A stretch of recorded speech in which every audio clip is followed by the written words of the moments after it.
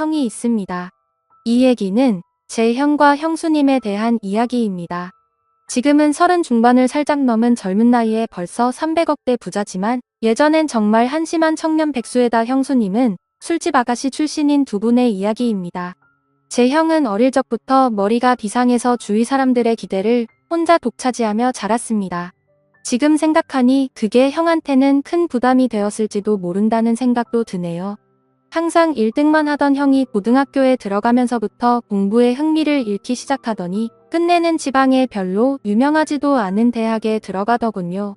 군대도 다녀오고 졸업까지 했는데 취직도 못하더니 자기 방에서 하루 종일 게임을 하는 것도 아니고 그냥 하루 종일 각종 포털 사이트를 넘나들며 인터넷만 하더군요. 쓰잘데기 없는 인터넷 뉴스부터 각종 정보 검색으로 하루 종일 시간 때우고 말이죠. 저러고 말겠지. 곧 취직하겠지 하면서 기다려주곤 했지만 몇 년째 그러고 있으니까 가족들은 답답하죠.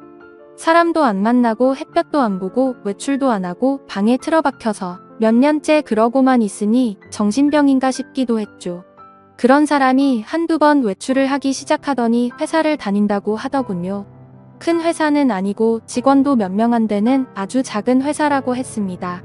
월급도 정말 터무니없이 적게 받고 제 형을 묘사하자면 아주 순진하고 선량합니다. 그런데 숫기가 별로 없는 성격이었습니다. 언제나 허허 웃고 마냥 사람 좋아 보이는 이런 형이라서 연애를 못하더라고요. 직원이 몇 명 안 되니 사내 연애도 불가능하고 그렇다고 동호회를 다니며 연애를 해보려 시도하는 성격도 아닌 것 같고요. 보다 못해서 제 후배 중에서 예쁘고 똑똑하고 모든 면에서 괜찮은 애들을 몇 명 소개시켜줬습니다. 그런데 여자애들이 하나같이 하는 말이 사람은 좋은데 재미가 없다면서 남자로서의 성적 매력이 없다고 그냥 삼촌 같다고 이렇게 애프터를 거절하더라고요. 하긴 옷도 세련되게 못 입고 농담도 잘 못하고 차도 없는 사람을 그 친구들이 좋아할 리가 없겠죠. 그런 형이 언젠가부터 연애를 한다고 하더라고요. 그런가 보다 하고 말았는데 반년 정도가 지나더니 결혼하겠다면서 여자분을 하나 데리고 왔는데 이건 뭐 숙맥 같은 형하고는 어울리지도 않을 정도의 미인을 데려왔더라고요. 키도 170이 넘어 보이고 날씬한 데다가 얼굴도 얼마나 예쁜지. 제가 지금껏 봐왔던 미인들 중에서 5손가락 안에 꼽을 정도로 상당한 미인이었습니다. 아무튼 어찌어찌해서 결혼을 하고 작은 전세방을 구해서 나가더군요. 지금부터는 형이 주말에 저를 형 자택으로 불러서 해준 이야기입니다. 형 집에 도착해서 간단한 요리와 맥주를 마시면서 고백할 게 있다면서 말하기 시작했습니다. 형이 회사를 다닐 때 형이 맡은 프로젝트가 잘 끝나서 사장이 크게 한턱 쏜다며 여자들과 노는 술집으로 갔답니다. 여자에게 숙맥이었던 형은 제대로 놀지를 못했고 구석에서 어색하게 앉아있다가 같이 앉은 아가씨와 맥주를 서로 따라주고 홀짝거리면서 얘기를 주고받았답니다. 형은 그 아가씨가 참 마음에 들더래요. 다른 직원들은 각 파트너를 데리고 방을 나섰고 형은 그냥 조금 걸었으면 좋겠다고 하면서 아가씨와 길을 걸으면서 이런저런 얘기를 나눴답니다. 좋아하는 노래, 영화 같은 얘기부터 별의별 얘기를 다 나눴다고 하더군요. 정말 오랜 친구 같은 느낌이 들더랍니다. 지루한지 모르고 얘기 나누며 그렇게 걷다가 호텔로 갔대요. 사장이 준 돈으로 방을 하나 얻어주고 아가씨를 객실 안까지 같이 가주고 그냥 나왔대요. 매일 원치도 않은 술 마시고 사랑하지도 않는 낯선 남자와 있어야 하는 게 얼마나 힘들까 하는 생각이 들었답니다. 그래서 그날만큼은 남자한테 시달리지 않고 푹 쉬도록 혼자 방에서 숙면 취하라고 말해주고 나왔다고 하더라고요. 근데 형이 부탁이 하나 있다며 이렇게 재미있게 대화를 나눠본 게 처음이라고 친구하면 정말 기쁠 것 같다고 해서 전화번호를 얻었답니다. 그렇게 문자도 주고받고 가끔 전화도 하면서 친구가 되었다고 하더군요. 또 친구에서 연인이 되었던 거죠. 형수님 말씀으로는 매일매일 그런 일상에 몸과 마음이 너무 힘들었는데 형 같은 친구는 다른 세계에 사는 친구를 하나 얻은 듯한 느낌이었고 지친 일상을 잊게 해주는 휴식 같은 사람이었다고 하더군요. 그렇게 가까워지면서 연인으로까지 발전했는데 형이 결혼하자고 할 줄은 사실 기대하지 않았답니다. 그런 일 하는 걸 알면서도 결혼하자고 하는 사람은 없으니까요. 그런데 형과 많은 얘기를 나누면 꼭 그런 일을 하기 전 아직 때묻지 않은 꼬마였을 때의 형수님으로 돌아간 것 같은 느낌도 받고 항상 술 시중 들어야 하고 남자들 진상 부리는 걸 받아줘야 하다가 형을 만나면 정상적인 생활을 하는 평범한 여자로 존중받는 기분이 너무 좋아서 형처럼 착한 남자라면 넉넉하지 않아도 사랑받으며 살 수 있지 않을까 하는 기대는 종종 하게 되더랍니다. 그렇게 서로 마음을 확인하고 결혼하기로 약속을 했고 형수님은 다행히 빚이 없어서 큰 탈 없이 업소일을 그만둘 수 있었답니다. 결혼 후에 형이 회사를 관두고 음식 파는 가게를 시작하고 싶다고 해서 부모님께 2억을 빌려서 가게를 냈고 예상 밖으로 돈이 더 들어서 형수님이 예전에 일하면서 모아둔 1억 5천까지 보태서 시작했는데 3개월 정도까지 안 되다가 점점 단골이 늘고 해서 소문이 나면서 북적이기 시작했답니다. 한번 불붙으니까 걷잡을 수 없이 장사가 잘 되었다고 하더군요. 돈 버는 재미에 힘든 줄 모르고 일했답니다. 그러다가 창의력이 뛰어난 형이 남녀노소 좋아할 만한 신메뉴도 개발하고 마케팅도 하다 보니까 동업하자는 사람들도 찾아오고 분점을 내달라는 사람들도 찾아오더래요. 그렇게 투자받아서 인테리어도 정비하고 정식으로 프랜차이즈로 등록하고 몇 년 동안 전국으로 가맹점을 내주기 시작해서 지금은 이름 대면 한 번쯤 들어봤을 법한 회사로 성장시켰답니다.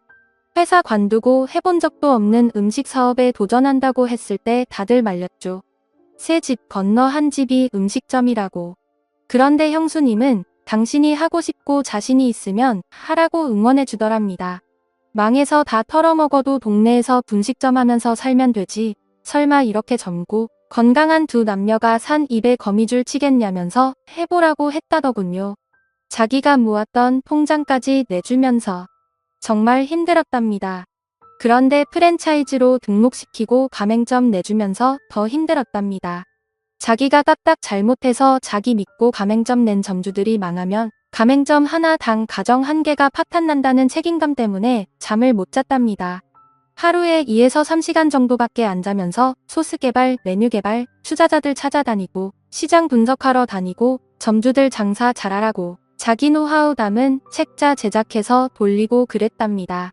다행히도 저희 형 프랜차이즈는 안정적으로 자리 잡아서 아직도 꽤 후한 평가를 받고 있답니다. 그래서 지금은 형 나이대에 흔치 않을 만큼 큰 돈을 벌었고 반포에서도 상당히 큰 집에서 살고 있습니다.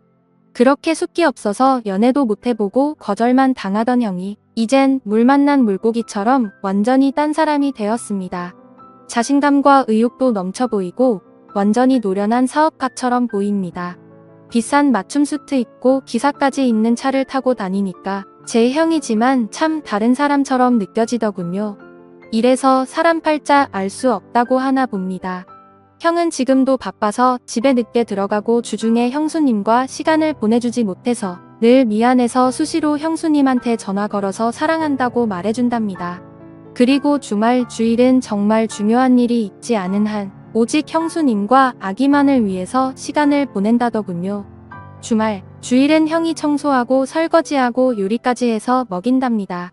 주중 동안 그렇게 일하고 주말까지 그러면 힘들지 않냐고 하니까 자기는 사랑하는 아내랑 아이를 위해서 음식하고 설거지하면서 쉬게 해줄 수 있다는 게 너무 행복하답니다. 아내랑 아이 얼굴만 봐도 행복해서 피로가 풀린다고. 형수님은 업소일 하면서 너무나 간절히 평범한 생활을 꿈꿨었기 때문에 집에서 집안일하고 아기 키우고 형 옷 세탁하고 다림질하는 게 너무너무 행복하답니다. 저희 형수님 그렇게 부자가 되었는데도 명품백이나 시계나 외제 구두 같은 거 갖고 있지 않은 것 같습니다. 형수님 말로는 주말에 형님이랑 정원에서 배달시킨 치킨이랑 맥주 한 캔씩 먹으면서 얘기하는 게 너무 행복하답니다. 딱 그만큼의 행복도 감당할 수 없을 정도라면서 형수님은 매달 부모님께 월급 정도의 용돈도 넉넉하게 보내주시고 우리한테는 볼 때마다 용돈도 주십니다. 형수님은 저보다 1살 어리십니다. 그런 형수한테 학생도 아닌 번듯한 직장 다니며 나름 연봉도 꽤 받는 제가 용돈 받는 게 웃기는 것 같아서 애도 아니고 용돈 주지 마세요 했더니 형수가 자기가 번 돈이 아니라 형님이 번 형 돈이라고 자기는 단지 전해주는 것만 할 뿐이고 아무리 나이가 들어도 형한테는 언제나 어린 동생들이니 형이 용돈 주고 싶어 할 거라면서 받으라고 하는데 이것 참 난감하더라고요. 부모님은 형수님을 참 좋아하십니다. 남편한테 잘하고 시부모님께 잘하고 참하고 인물도 훌륭하고 뭐 보는 사람마다 며느리 칭찬을 하니까요. 저희 부모님도 형수님을 딸처럼 아끼십니다. 늘 우리 딸 그러시거든요. 처음엔 형수님 외모가 너무 바비 인형 같아서 어리숙한 형 등쳐먹으려는 꽃뱀이 아닐까 하는 의심도 했었지만 지금은 존경스러울 정도입니다. 시부모님과 우리가 형수님께 너무 잘 대해줘서 형수님은 자신의 과거에 대해 숨겨온 것에 대해 지금껏 늘 죄책감을 갖고 살았답니다. 그래서 털어놓고 싶어서 지금에서야 우리한테 말하는 거라고. 그래서 저는 누가 뭐래도 형수님은 우리 식구들이 가장 좋아한 우리 형수님이었고 앞으로도 그럴 겁니다. 형님과 형수님이 성실하게 살았다는 건 알았지만 그렇게 남들보다 몇 배로 애를 쓰며 살았다는 것까진 몰랐네요. 형수님 앞으로도 우리 형님 잘 부탁드립니다. 고맙습니다. 하면서 절을 하니까 형수님이 고맙다면서 우시더라고요. 저까지 마음이 아프더라고요. 얼마나 마음고생을 하셨으면. 인간적으로 존경스럽더라고요. 잠도 못 자고 남들보다 더 애쓰며 살았고 그 정도의 큰 규모의 사업체를 잘 이끌어가고 있고 부자임에도 사치하지 않고 참 건전하고 예쁘게 사는 걸 보니 내 형님, 내 형수님이지만 인간적으로 너무 보기 좋습니다. 부모님께는 아직은 말씀드리지 않는 게 좋겠다고 했습니다. 저야 젊으니까 이해할 수 있지만 어른들은 그렇지 않을 수가 있거든요. 죄책감을 덜기 위해 말씀드렸다가 혹시나 더 큰 걸 감당하셔야만 할까봐 서로 상처가 될 수 있는 사항이잖아요. 아무튼 모든 분들이 저희 형님과 형수님처럼 현명하고 예쁜 사랑을 했으면 좋겠습니다. 긴 글 읽어주셔서 감사합니다.